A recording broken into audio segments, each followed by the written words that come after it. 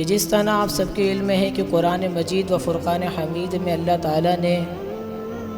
ہر چیز کا ذکر فرمایا اور نماز کا بھی ذکر فرمایا، یہاں تک کہ موت کا بھی ذکر فرمایا کہ ہم اپنی زندگی میں کس طرح موت کو یاد کرتے ہیں، کیا کرتے بھی ہیں کیا نہیں کرتے،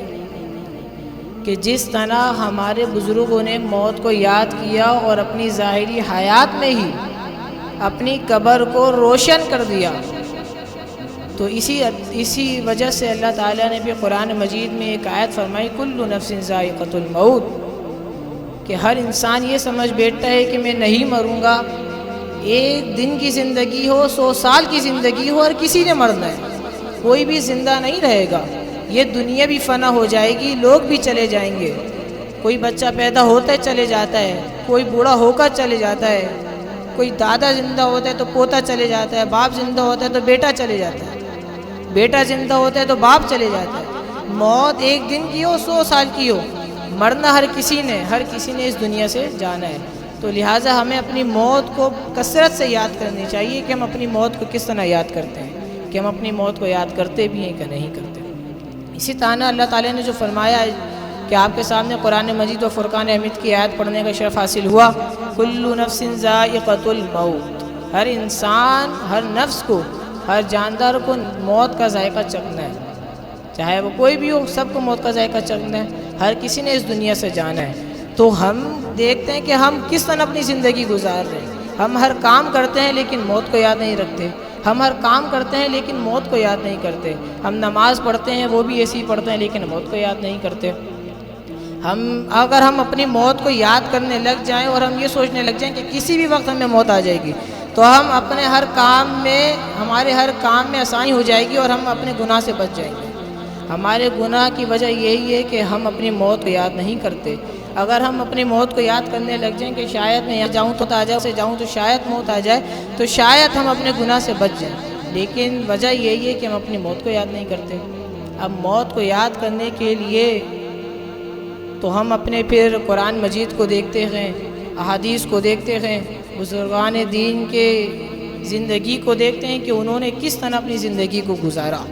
کہ کس طرح انہوں نے اپنی ظاہری حیات میں اپنی قبر کو روشن کر لیا۔ ایک بزرگان دین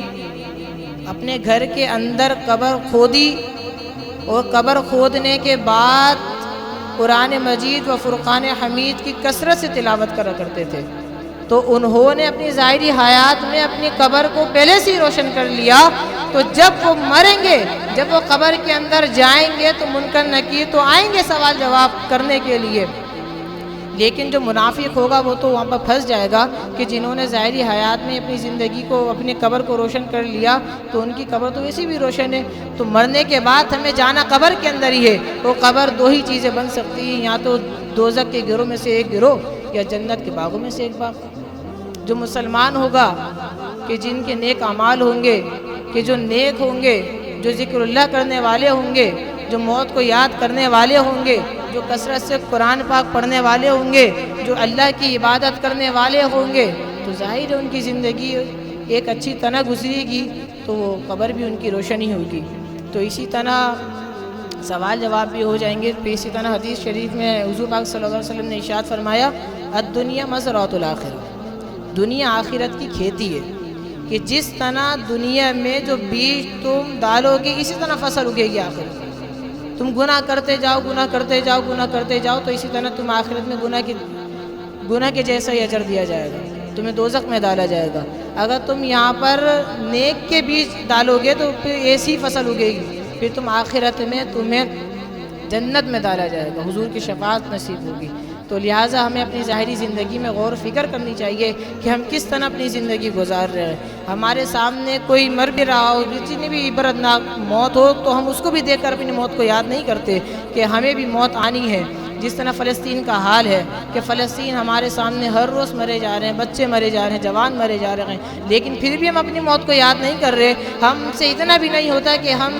اسرائیلی پروڈکٹس کا بائیکاٹ کر سکیں، لیکن بس یہی کہ ہم اپنے نفس کے لیے، اپنی خواہشات کے لیے ہم اسرائیلی پروڈکٹس کو اور سپورٹ دے رہے ہیں کہ ہم ان کو بائیکاٹ نہیں کر رہے، سپورٹ دے رہے ہیں، اور ہم فلسطین کا ساتھ نہیں دے رہے۔ فلسطین کا ساتھ ہمیں دینا چاہیے۔ ہمارے سامنے ہر روز کوئی نہ کوئی مر رہا ہوتا ہے۔ Social media